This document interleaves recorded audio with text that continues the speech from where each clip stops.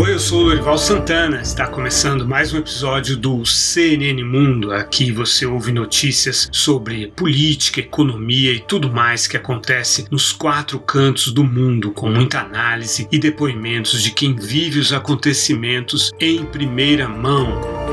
Hoje a gente vai falar sobre a doação de 500 milhões de doses da vacina da Pfizer pelos Estados Unidos. O Brasil vai ficar de fora dessa, só para países mais pobres.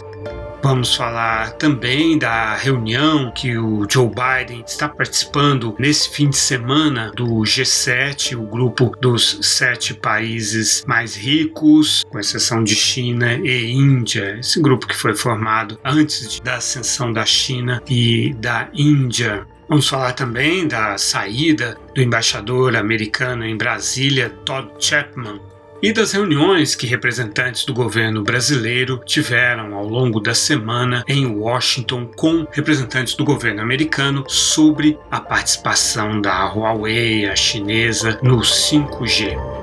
Falaremos também do projeto que foi aprovado no Senado americano, que destina 242 bilhões de dólares para os Estados Unidos se capacitarem para a competição tecnológica com a China. Sobre isso teremos o depoimento do economista Otaviano Canuto, direto de Potomac, no estado de Maryland, ali na região de Washington, capital dos Estados Unidos. Vamos falar também da viagem da vice-presidente Kamala Harris pela Guatemala e pelo México para tratar da questão dos imigrantes. Teremos o depoimento do jornalista Rodrigo Lins, direto de Nova York. Bom, e o Brasil não está entre os 92 países beneficiados pela doação de 500 milhões de doses da vacina da Pfizer pelos Estados Unidos. Serão 200 milhões este ano e 300 milhões no primeiro semestre do ano que vem. Todas essas doses vão ser doadas via COVAX, aquela coalizão das vacinas da qual participa a Organização Mundial da Saúde. E será então para países de renda baixa e média. O Brasil, ao entrar na COVAX, se qualificou como um país que pode comprar suas próprias vacinas, portanto, não recebe doações. E o grupo dos 7 está reunido de sexta-feira até domingo e, segundo a apuração da agência Bloomberg, os países vão concordar em entregar 1 bilhão de doses extras, além das que já estavam previstas por meio da COVAX, com o objetivo de pôr fim à pandemia até dezembro do ano que vem. Foi o presidente Joe Biden que inicialmente incentivou os países a fazerem esses compromissos com o gesto dele da doação de 500 milhões de doses. O comunicado final, segundo a Bloomberg, deve incluir também investimentos de 100 bilhões de dólares em veículos com emissão zero, e deverá conter um reconhecimento da importância do mercado de carbono e de fixar o preço dos serviços ambientais prestados pelas florestas. Isso interessa muito ao Brasil. Numa entrevista coletiva da Organização Mundial de Saúde, o epidemiologista irlandês Mike Ryan, que é o diretor do órgão para emergências, respondeu a uma pergunta sobre a iniciativa do governo brasileiro de trazer a Copa América para cá e disse o seguinte, abre aspas, recomendaríamos que qualquer país que realize uma aglomeração em massa como essa, especialmente no contexto da transmissão comunitária, fosse extremamente cuidadoso em assegurar que estão aplicando a gestão de risco apropriada. Se essa gestão de risco não puder ser garantida, então certamente os países devem reconsiderar suas decisões de sediar ou promover qualquer aglomeração em massa, fecha aspas. Os diretores da OMS não podem individualizar países nas suas declarações, principalmente quando elas são críticas. Então Mike Ryan chegou ao limite dessa regra. Ao usar a expressão gestão de risco, ele fez uma crítica velada à resposta resposta do governo brasileiro à pandemia. O governo, claro, argumenta que não haverá aglomeração em massa e que atletas estatisticamente apresentam menos casos graves. Bom, mas as seleções têm suas comissões técnicas. Cada seleção, segundo a Conmebol, totaliza 65 pessoas. E o staff da Conmebol são outras 450 pessoas. E aqueles que cuidam dos estádios são outras 180 pessoas. Com isso dá 1.280 pessoas, das quais 230 apenas são atletas. Os hospitais brasileiros estão sobrecarregados e o Brasil está assumindo o risco de ter que receber novos pacientes. De novo, o governo brasileiro diz que eles não serão atendidos pelo SUS, porque eles têm os convênios de saúde deles. Tudo bem, mas os hospitais privados também estão sobrecarregados. E, acima de tudo, é um problema de percepção. Quer dizer, ao trazer a Copa América para cá, o governo brasileiro reforçou a mensagem de que a Covid não é um risco tão grande assim, que é a mensagem que ele tem transmitido desde o início da pandemia. Já que a Argentina desistiu de sediar o torneio por causa do surto de Covid, dá a impressão de que no Brasil a situação é melhor do que na Argentina, quando é justamente o contrário. Aqui a estatística é pior do que lá, de mortes e de casos por milhão de habitantes. Um painel da Organização Mundial de Comércio discutiu essa semana a questão da propriedade intelectual, da quebra da patente das vacinas, e o Brasil, juntamente com a Austrália, Canadá, Nova Zelândia e Noruega, se mostraram mais flexíveis sobre essa questão. Eles pertencem a um grupo que incluem também o Chile, Colômbia, Equador e Turquia, que se colocavam contra a quebra de patentes e propunham uma terceira via, que seria esses acordos de licenciamento para os grandes laboratórios. Por exemplo, a AstraZeneca fez um acordo assim para o Instituto Serum da Índia fabricar a vacina da Oxford AstraZeneca. Mas agora o Brasil e esses outros países estão demonstrando uma posição mais flexível para haver aí uma negociação sobre como seria então essa quebra da patente. Já o Reino Unido, Suíça e Coreia do Sul se manifestaram contra a quebra da patente. Antes dessa reunião, algumas semanas atrás, Alemanha e França também foram contra. Você se lembra que os Estados Unidos se colocaram a favor da quebra das patentes. Bom, novas reuniões informais vão começar nessa semana que vem agora, entre membros do painel, com o objetivo de aprovar um relatório para uma reunião de embaixadores da OMC nos dias 21 e 22 de julho. Por aí você sente que é um processo que ainda vai demorar muito tempo para dar algum resultado na fabricação de vacinas, porque mesmo depois, se for aprovado essa quebra temporária das patentes, aí quando os laboratórios aderirem a isso, ainda levarão em torno de 6 meses para ensinar outros laboratórios a fabricarem as suas vacinas. Portanto, não espere resultados por agora. E uma comitiva do governo federal, em conjunto com o Tribunal de Contas da União, desembarca hoje nos Estados Unidos para conhecer modelos de redes privativas do 5G norte-americano. O grupo é liderado pelo ministro das Comunicações, Fábio Faria, também conta com a presença dos senadores Flávio Bolsonaro e Ciro Nogueira.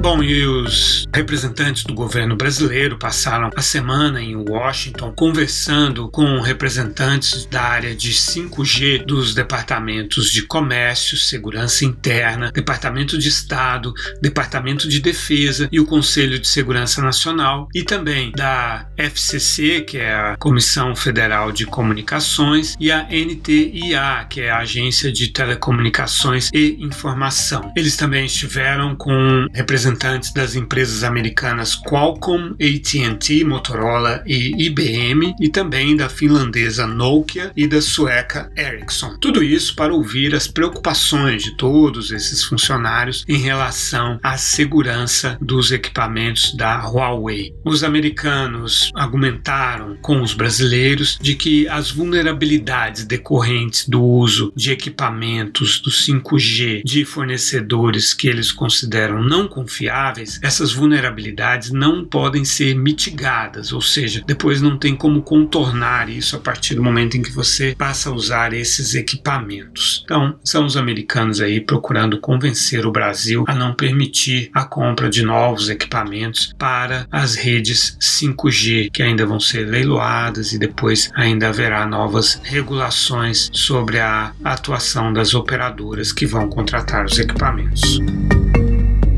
Então, o presidente Joe Biden está participando agora de sexta-feira até domingo da cúpula do G7 e ele procura reforçar a aliança com os países do grupo, que são França, Alemanha, Reino Unido, Canadá, Japão, Itália, além dos Estados Unidos, e ele quer engajá-los nos chamados, no que os americanos estão chamando de 3C. Combate à Covid, combate à mudança climática e fazer frente à ascensão da China. Depois disso, o Biden vai participar da cúpula da OTAN, Organização do Tratado Atlântico Norte, em Bruxelas, na sede da OTAN. E depois vai se encontrar com o presidente russo, Vladimir Putin, na sua primeira reunião de cúpula, desde que o Biden tomou posse no dia 20 de janeiro. E aí nós vamos ver uma mudança importante em relação ao Trump. O Trump acusava os outros países do G7 de se aproveitarem comercialmente dos Estados Unidos. Dizia aos aliados da OTAN que os Estados Unidos não iam mais arcar com os custos da defesa deles, que eles tinham que gastar mais com defesa, e ameaçava de fato não defender a OTAN, não cumprir os compromissos dos Estados Unidos nessa área. E quando se reuniu com o Putin, tudo isso em 2018, em Helsinki, ele endossou a afirmação do presidente russo de que o país dele e o governo dele não tinham nenhuma ligação com aquelas campanhas que ocorreram em 2016 no Facebook, também os hackers que violaram o sigilo do banco de dados da campanha democrata, e tudo isso, de uma certa forma, ajudou o presidente Trump a se eleger em 2016. Agora, Biden deve reforçar a aliança com a OTAN e deve ser duro com o Putin e advertir o presidente russo de que os Estados Unidos não vão tolerar as múltiplas ações no campo cibernético que vem partindo tanto de agências ligadas ao Kremlin, o governo russo, como também a quadrilha russa DarkSide, que realizou aquele ataque contra o oleoduto nos Estados Unidos. A gente vai falar um pouco ainda sobre isso. O presidente Joe Biden e o primeiro-ministro Boris Johnson assinaram uma nova Carta Atlântica, que faz referência à Carta Atlântica original, firmada em 1941, que deu início ao que o então primeiro-ministro britânico Winston Churchill chamou de Special Relationship, a relação especial entre Estados Unidos e Reino Unido. A nova Carta Atlântica firma o compromisso de Estados Unidos e Reino Unido lutarem juntos contra a Covid, contra a mudança climática e os ataques cibernéticos. Defende a democracia, reafirma a importância da segurança coletiva e a construção de um sistema de comércio justo e sustentável. Com isso, definitivamente, se desfaz aquela identificação antiga entre Boris Johnson e Donald Trump. O embaixador americano em Brasília, Todd Chapman, anunciou na noite de quarta-feira a sua saída, sua volta para os Estados Unidos e a sua aposentadoria. Ele que é diplomata de carreira há 30 anos e completa 59 anos na semana que vem. O Todd Chapman quer trabalhar na iniciativa privada e ir morar em Denver, no Colorado, onde moram os seus dois filhos, de 31 e de 29 anos de idade. No Natal, eles pediram para o Todd Chapman e a mulher dele irem morar com eles em Denver. O Todd Chapman vai continuar trabalhando com o Brasil, mas não há detalhes ainda sobre o que ele pretende fazer.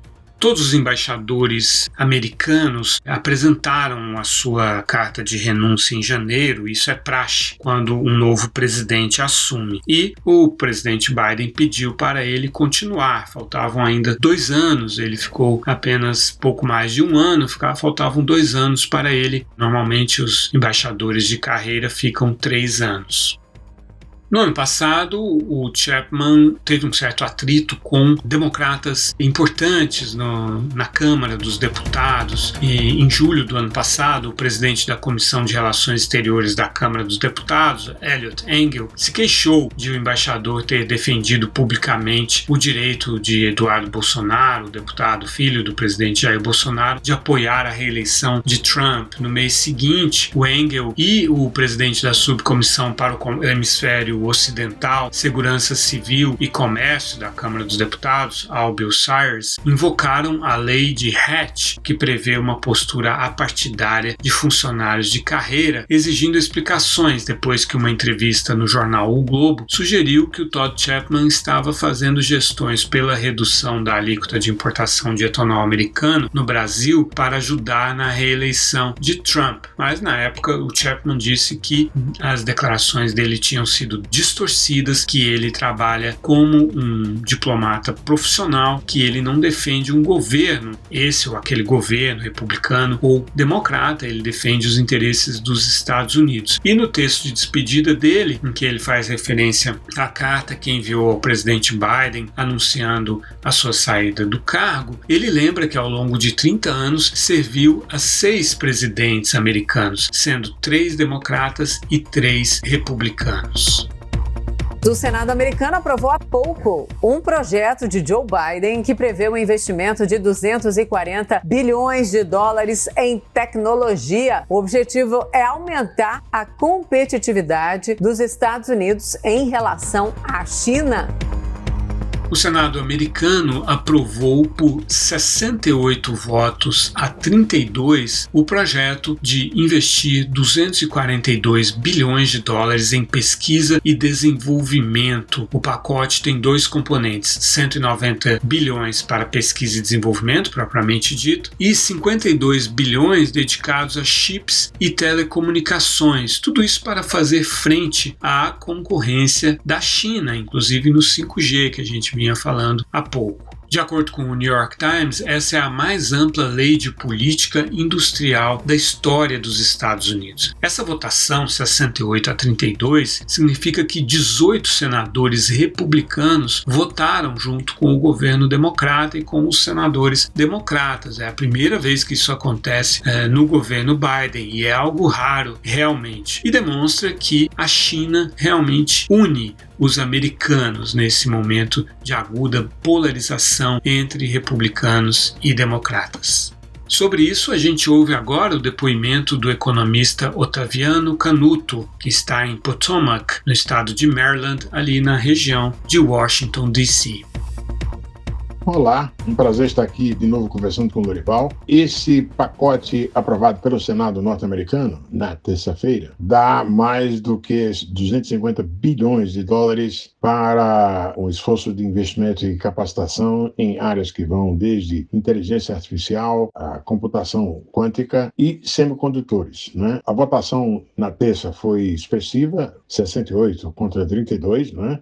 O que demonstra um apoio bipartidário no Congresso no que diz respeito a ações que sejam caracterizáveis como uma contrarresposta à ascensão da China, né? Cabe diferenciar aí coisas importantes. Primeiro, o projeto de lei tem 52 bilhões para fortalecer a indústria de semicondutores, né? Nós temos assistido nesses meses agora de reabertura das economias, de fato, um problema enorme com a indústria de semicondutores, que é um item importante para muitos segmentos, não só de indústria de serviços, e digamos assim, a dependência não apenas dos Estados Unidos, mas de outros países, em relação a alguns poucos pontos no mundo produtores dessas coisas, dos semicondutores, como o Taiwan, deixa essas economias numa dependência a eventos de natureza, né? E aí, esse é de fato uma questão que vai estar presente nas políticas nacionais, particularmente dos países avançados, que vai ser a questão da dependência em relação ao exterior quanto a alguns insumos críticos, né?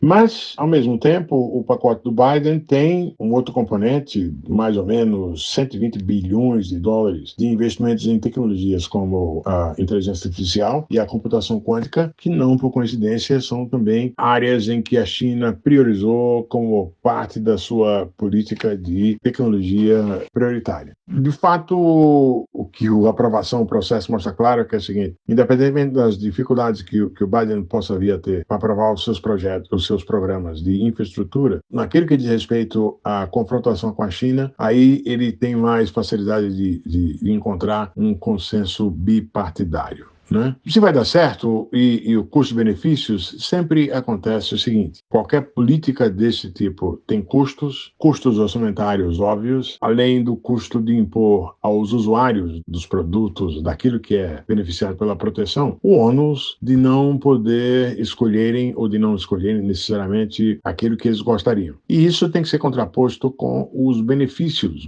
no sentido amplo, no caso, que vão além do econômico. A China é suficientemente um símbolo para, digamos assim, justificar, de um ponto de vista de benefícios para os Estados Unidos, essa busca de evitar a perda de hegemonia. Até porque, inclusive, quando a gente vai concretamente a casos como na fronteira, como 5G, os Estados Unidos estão atrás. Então, se compreende essa aflição americana em relação ao avanço chinês. Além disso, tem que se levar em conta que tudo vai depender, evidentemente, da qualidade das respostas dos beneficiários dos incentivos para dar um produto que seja consoante com a capacidade de competir sem precisar desses incentivos. Isso é importante porque o que os Estados Unidos fazem, evidentemente, pode ser útil em outros lugares do mundo, desde que as pré-condições sejam preenchidas. Não é? Nós estamos apenas assistindo o começo de um processo, não é? Que decorre das circunstâncias em que nós estamos hoje, de um confronto Estados Unidos e China que deve permanecer. Um detalhe importante é que esse tipo de instrumento utilizado pelo governo Biden é muito diferente daquele do recurso a medidas comerciais que nada tem a ver com tecnologia, como foi no caso do presidente Trump. Tem uma evolução no caso do Biden aqui, e o Biden agora, nessa semana na Europa, vai tentar crescer a coalizão entre outros países para respostas similares contra a China. Um abraço.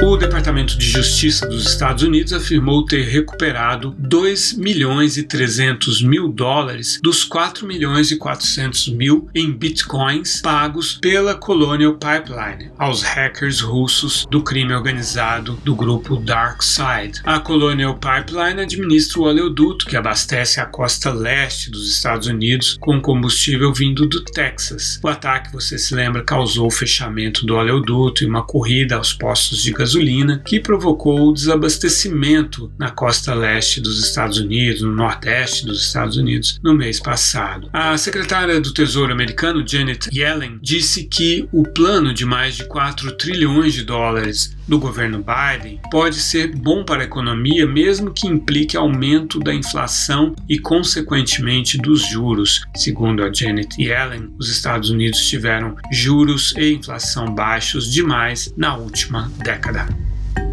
Maio foi o terceiro mês consecutivo com recorde de alertas de desmatamento na Amazônia Legal desde o início da série histórica em 2016. Então, houve recorde de desmatamento em março, abril e maio.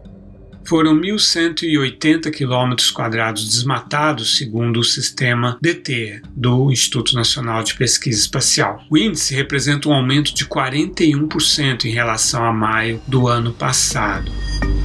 Este ano foram desmatados 2.337 km² em comparação com 2.038 km² nos primeiros 5 meses de 2020. O aumento para o período foi de 15%. Bom, claro, esses dados sugerem que o Brasil vai enfrentar bastante dificuldade de apresentar resultados ainda este ano, antes da COP26, a Conferência das Nações Unidas sobre o Clima, em novembro em Glasgow. Como esperavam os Estados Unidos e a Europa, estavam esperando esses resultados. Está cada vez mais difícil para eles serem entregues até o fim do ano.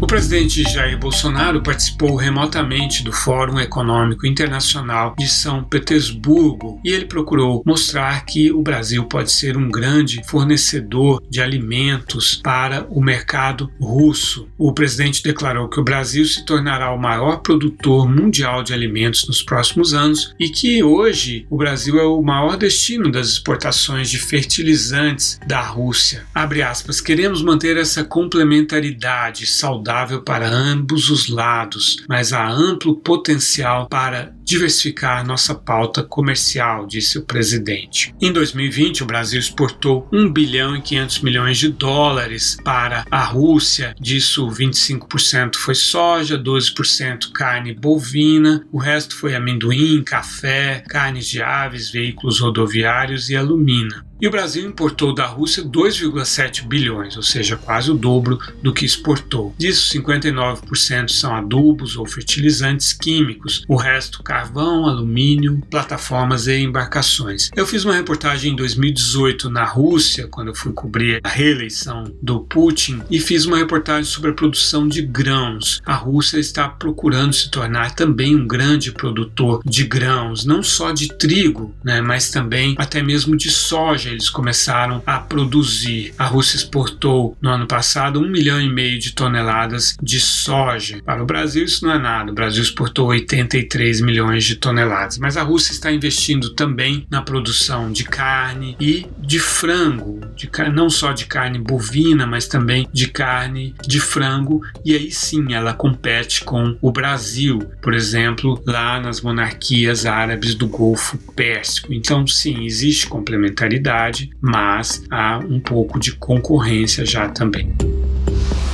Vamos ao Peru, faltando pouco para a contagem final dos votos lá no nosso vizinho. O candidato do que se chama ali de extrema esquerda, Pedro Castillo, mantém uma pequena vantagem e essa é de apenas 0,4% adiante da candidata do que se diz lá à direita, Keiko Fujimori. Com 99,9% das cédulas de votação processadas, Castillo aparece com 50,2% dos votos. Um grupo de apoiadores dele foi às ruas de Lima hoje pedir a divulgação do resultado final das eleições. Os eleitores de Keiko Fujimori alegam indicação de fraude na votação.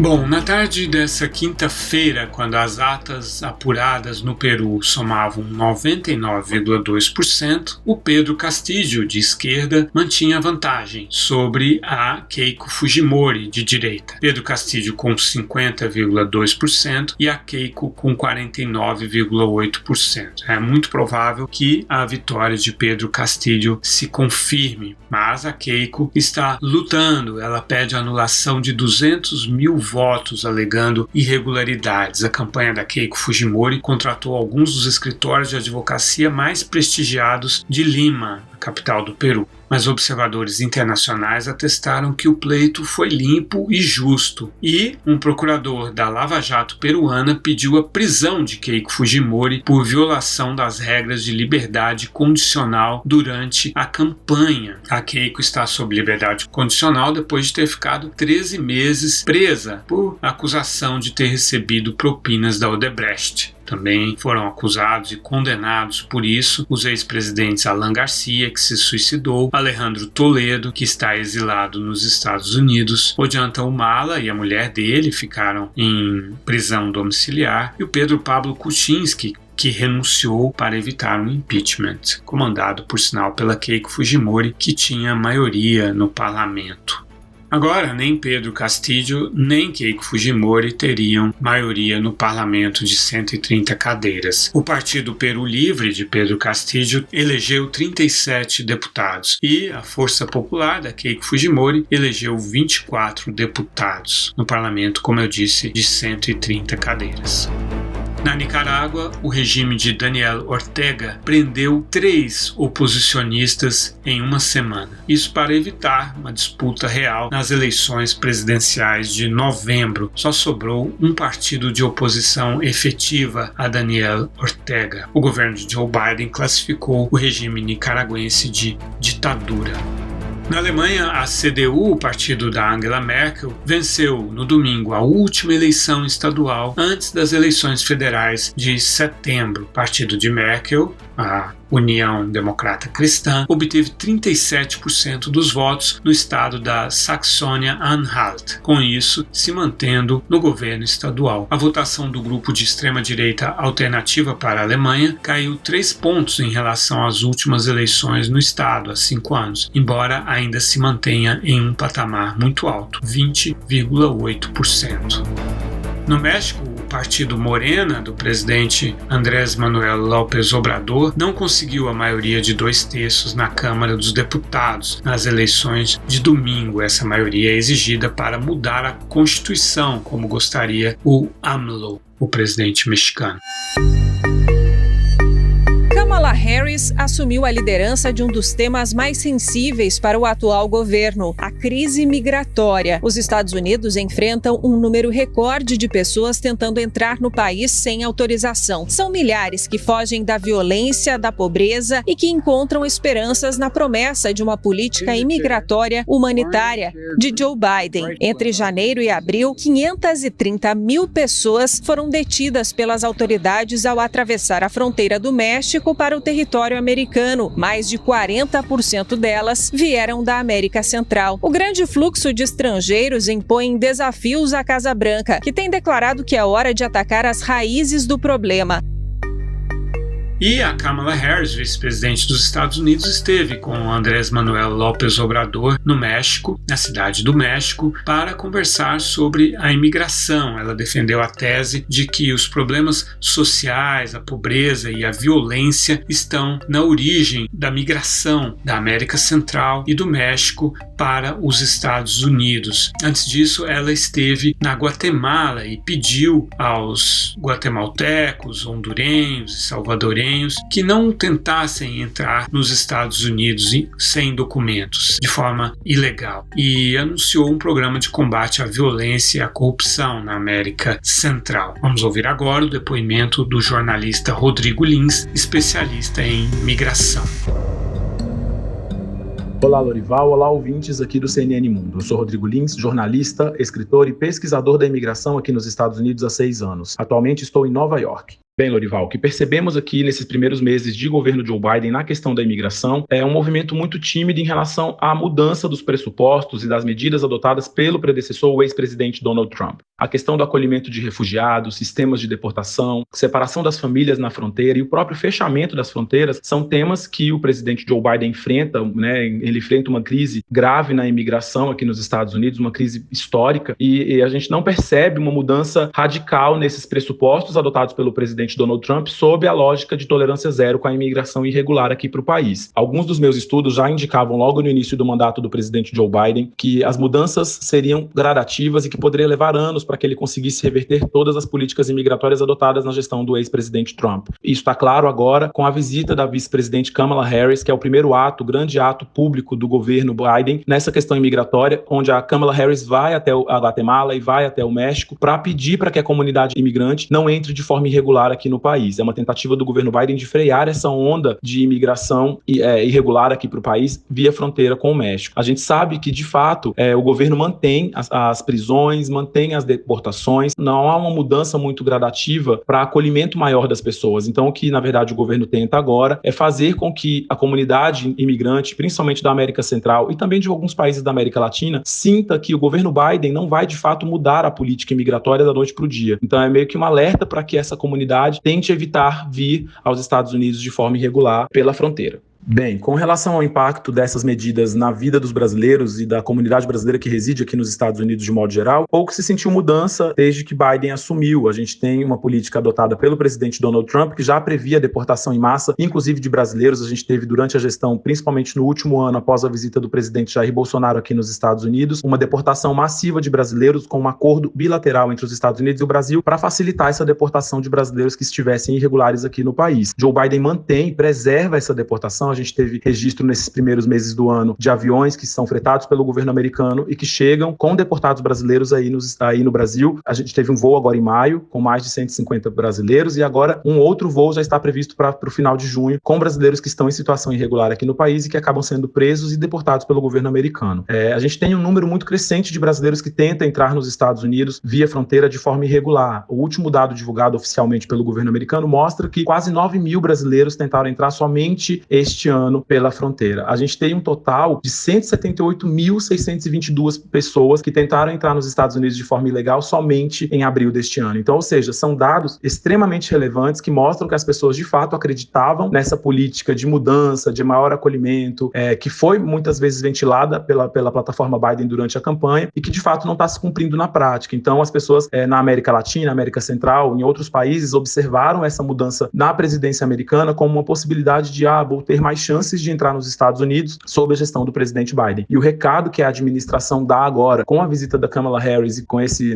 barulho, com essa divulgação massiva de não venham aos Estados Unidos de forma irregular, é exatamente isso, é tentar frear e dizer, não vamos alterar os protocolos de forma tão imediata, é preciso que as pessoas fiquem em seus países e que, se vierem aos Estados Unidos, procurem uma maneira legal de se fazer. Eu lancei em 2019 um livro no Brasil sobre como trazer a carreira profissional legalmente, como viver legalmente nos Estados Unidos, e na obra eu abordo diversos vistos que o governo americano oferece para profissionais brasileiros de nível técnico, de nível médio, de nível superior, para que você possa ter uma chance como imigrante de residência nos Estados Unidos legalmente, residência e trabalho. Então, o governo americano oferece caminhos imigratórios para os brasileiros que desejam vir legalmente. O que está sendo combatido agora, e inclusive também foi combatido durante os 4 anos de mandato do ex-presidente Trump, foi a imigração irregular. A imigração documentada, a imigração legal, essa não está sendo combatida, muito pelo contrário, está sendo fomentada. A gente tem um aumento de green cards para profissionais da saúde, agora devido à pandemia. O governo americano tem tentado atrair mão de obra de diversos profissionais ao redor do mundo, profissionais da área de tecnologia, professores, pesquisadores. A gente tem uma fuga de cérebros impressionante